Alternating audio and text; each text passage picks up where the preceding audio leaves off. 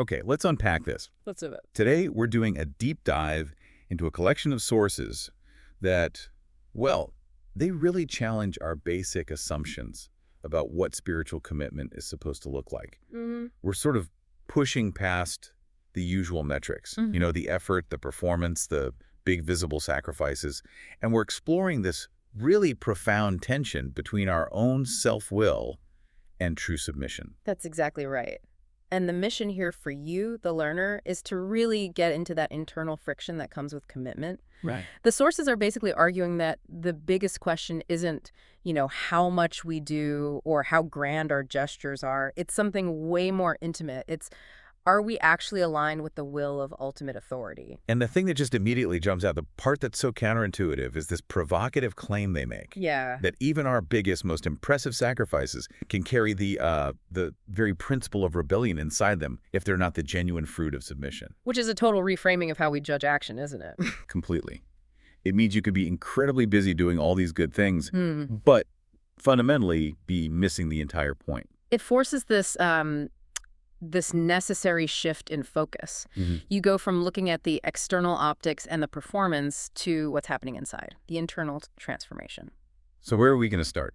We're going to look at some specific case studies from the sources, these historical moments, where key figures chose their own logic, cloaked in good intentions or zeal, over a simple, clear instruction. Oh, okay. And this helps us define obedience not as this, passive compliance, but as an active, deep alignment with the person giving the command. So let's start with that classic example that just perfectly defines this tension, King Saul. This is all laid out in 1 Samuel. And his historical stakes here, they're really crucial. Saul is the first king of Israel. He's trying to establish his authority, his legitimacy. And he gets this crystal clear military command. Super specific. Go and completely destroy the Amalekites. Right, and not just defeat them in battle. The command was total, a complete destruction of everything and everyone. But Saul hesitates. The sources highlight that, he feels like a seasoned military leader who knows better. Yeah, he thinks he has a better strategy. So he spares King Agag, the enemy leader, and crucially, he keeps the best of the cattle and sheep. And his justification for this massive, selective disobedience. He says he's doing it for God. He claims he was preserving the best livestock so he could offer this grand sacrifice. He actually thought he was improving on the plan. He was trying to negotiate the terms of his obedience.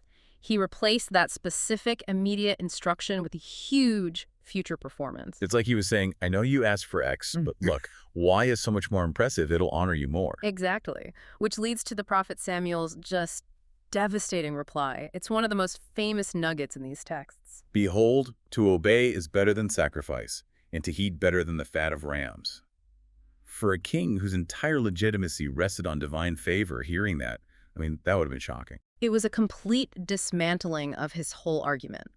And the source uses this to expose this terrible truth that acts that come from pride, from self-will, even if they look really spiritual, like a magnificent sacrifice, they're rejected. So Saul was basically trying to pay off his disobedience with piety? But God was interested in the ruler, not the rams. Okay, here is where the language gets really harsh. I want to push on this a little bit. Yeah.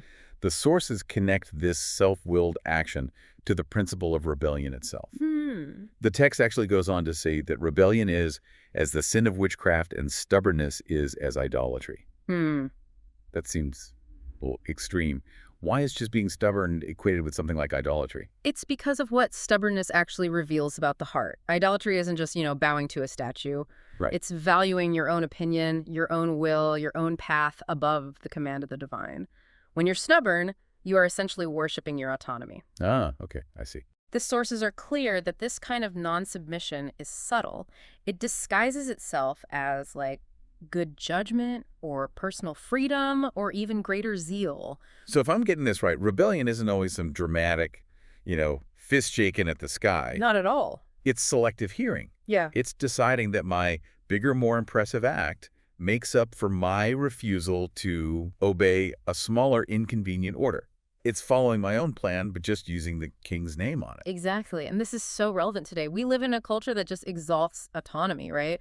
The pursuit of your own truth. Absolutely. And so the challenge for you, the listener, is realizing that holding on to parts of yourself, maybe it's a small habit, a relationship you know is toxic, or some vanity, when you're clearly called to let it go, well, that's just preserving the best cattle for yourself. You're reserving a part of your will that you want to keep controlling. So the deep dive question here for you, the learner, is, are you resisting a small order, that quiet conviction about a habit or a relationship, while you're busy publicly offering some grand, visible sacrifice somewhere else to try and earn credit? Because that slight resistance, the source suggests, is what breaks communion. It shows who is truly on the throne of your heart. Okay, let's pivot. Let's move from Saul's external failure, his negotiation, to what the sources present as the highest expression of internal submission. Jesus in the Garden of Gethsemane. Exactly. This wasn't about cattle. This was a complete agonizing war of wills fought in, the silence of a garden. And the sources describe the intensity of that moment. The prayer was so intense that sweat fell like drops of blood. His prayer was, "Father, if you are willing, take this cup from me. Yet not my will, but yours be done." And this wasn't some easy mechanical acceptance. It was a terrifying, gut-wrenching clash of wills. It was a battle. And the key insight, I think, is that the central issue wasn't just the cup of suffering itself, as terrible as it was. It was the Father who was giving it. That's the point. The battle was fought and won when Jesus discerned that the suffering was somehow part of the Father's ultimate plan. Once the who was acknowledged, the what became bearable. And that is the definition of transformative obedience. It requires you to bow down not just before the command, the content of the instruction, but before the authority that issued it. It's an internal alignment. Yes, an alignment that lets that authority govern even the most intimate, invisible choices in your life. Your thoughts, your attitudes, the unspoken words that get stuck in your throat when pride just wants to scream. So this moves us into that idea of denying oneself or taking up one's cross. For a modern listener, I think self-denial can sound a lot like self-harm or just becoming a passive doormat. How do the sources separate true submission from just giving up your personality? That's a great question. It's about the deconstruction of self-sufficiency. True submission isn't self-hatred. It's the recognition that your own ego is a terrible master. The source identifies that self-sufficiency as the very thing that sustains rebellion and our sense of independence. When you truly submit, you are freed from what they call the tyranny of the ego. So are the sources basically saying that our drive for absolute control is an addiction and obedience is the detox? Because we absolutely despise relinquishing control over our lives. That's a really helpful analogy. Control is exhausting. The source is absolutely explicit about this. It says, as long as you insist on holding the steering wheel, you remain in conflict, and the result is exhaustion, frustration, and a constant sense of emptiness. And submission is an active surrender. Yes. It's not passive resignation. It's actively relinquishing the illusion of control we so desperately cling to. Now, let's not gloss over the painful reality of this. Submission often requires facing real losses, giving up dreams you've carefully constructed, or confronting these deep structural fears. Oh, absolutely. It involves suffering, just like Gethsemane did. Yeah. And the sources point to Hebrews, which reminds us that Jesus, though he was divine, learned obedience through what he suffered. So pain isn't just arbitrary. No, it's a tool. It's the training ground designed to shape our character and align our will. It's that necessary friction that smooths the rough edges of our self-will. But the flip side of that difficulty is the relief that comes from grace, right? The sources bring up that verse from Matthew, "My yoke is easy and my burden is light." Right. Obedience might seem impossible when you just look at it through the lens of your own effort. Yeah. But when you intentionally step into the will of authority, you find that grace empowers you in a supernatural way. And to illustrate that kind of costly trust, the kind that needs supernatural grace, the sources bring up the agonizing test of Abraham and Isaac. Oh, that's the ultimate example. It really is. God asked him to sacrifice the son of the promise, the one thing that represented his entire future, his legacy, the thing he could not imagine living without. It was dreadful. And yet, he obeyed. He set out without arguing or trying to negotiate. He had to trust that God was somehow capable of fulfilling the promise even after he had, killed the only vehicle for that promise. That's incredible trust. Exactly. And that obedience wasn't just a simple test of faith. The source says it was a portal for experiencing God's faithfulness and greatness in a way he never had before. So for you, the learner today, The challenge is identifying your Isaac. Mm-hmm. What cherished ambition, what relationship, what self-reliance are you being asked to place on the altar to prove that you trust God more than your own ability to control the outcome? That's a powerful and very immediate question. We've talked about these huge life-changing moments, Abraham on the mountain, Jesus in the garden, but the sources insist obedience is not a single event. No, it's a continuous daily posture. It's in all things. It permeates the mundane. It's Oh. not about one epic decision. It's about 1,000 small, often invisible choices every day. It happens in the simplicity of the daily walk, Like what? like choosing prayer over comfort when the alarm goes off, or forgiving someone without waiting for them to apologize, or just remaining silent in the face of an offense to avoid responding with that flash of angry pride. So those small invisible moments, forgiving that slight, managing that attitude, that's where the true authority of the heart is really proven. Yes. And neglecting those small acts is just the modern equivalent of Saul's selective obedience. We do the big tasks, the public commitments, but we fail to obey what was asked for in the quiet. And that's why the sources emphasize vigilance. Hmm. We can't afford to see any area of our life as, like, independent territory.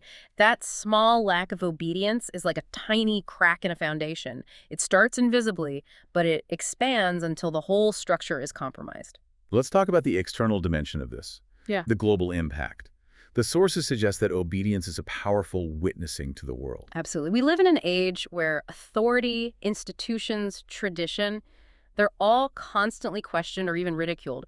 Rebellion is often celebrated as the height of authenticity. That's true. So when we actively choose submission, choosing the will of a greater power over our own personal desire, we're proclaiming that there is a heavenly governing kingdom. It fundamentally separates us from the values of the world. And sometimes that countercultural obedience opens doors we could never have imagined. It demonstrates that real power doesn't come from human force. The anecdote of Paul and Silas in the Philippian prison is perfect here. They were chained, beaten, humiliated. And instead of complaining, they praised and sang. Right. Their obedience wasn't an action they took to get out of prison. It was an attitude they maintained while chained inside. And the response was incredible. God responded not just by freeing them with an earthquake, but by using their radical compliance to reach the jailer and his entire family. That incident just highlights the mystery of it all. Obedience in your attitude can manifest a power that breaks chains and saves souls. It also seems to function as a profound antidote to anxiety. How so? Well, seeking alignment with a higher will, like the sources reference in Matthew, it just sets our life priorities in order. Obedience in that sense is practically saying with your entire life, Lord, I trust you to manage my affairs more than I trust myself to control them. That relinquishing of the ultimate weight of responsibility is profoundly liberating. You stop trying to carry the world on your shoulders. Yeah. And crucially, the sources emphasize that this isn't a solitary effort. It's a divine partnership enabled by the Holy Spirit. God calls the broken, the weak, those who know their own limitations, so that His strength is perfected in our weakness. That partnership is essential because, as the source points out, obedience often requires immense patience. It's kind of like planting a seed, isn't it? Yeah. You bury something precious, and for weeks or months, it looks like nothing is happening on the surface. But beneath the surface, God is moving. He's growing deep roots of character and humility long before the fruit of the harvest ever appears. That's a great image. And obedience requires that continuous, trusting posture, believing that the harvest will always come in due time, even if we don't feel or see the immediate results. And finally, the reward. The sources stress that the eternal exchange is always favorable.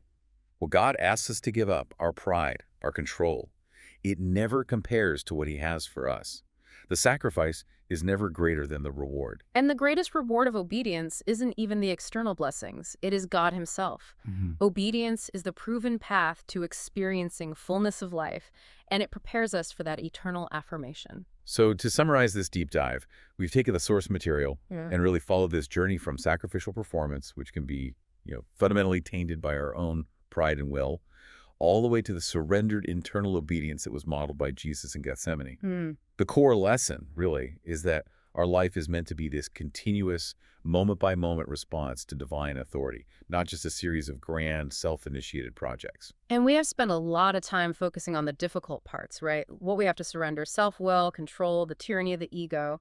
But the ultimate affirmation of this posture, the motivation behind all of it, is the final vision described in the source material. The vision of the final accounting. Exactly.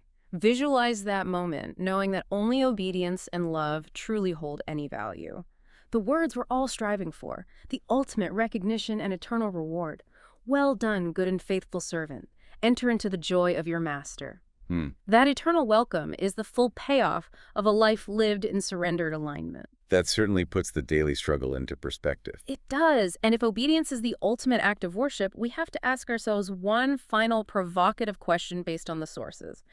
What thorn, that irritating, persistent struggle, that weakness, that discomfort that's referenced in 2 Corinthians, is God allowing to remain in your life right now specifically to teach you that His grace is sufficient? And are you willing to obey and surrender even in the discomfort of that persistent struggle?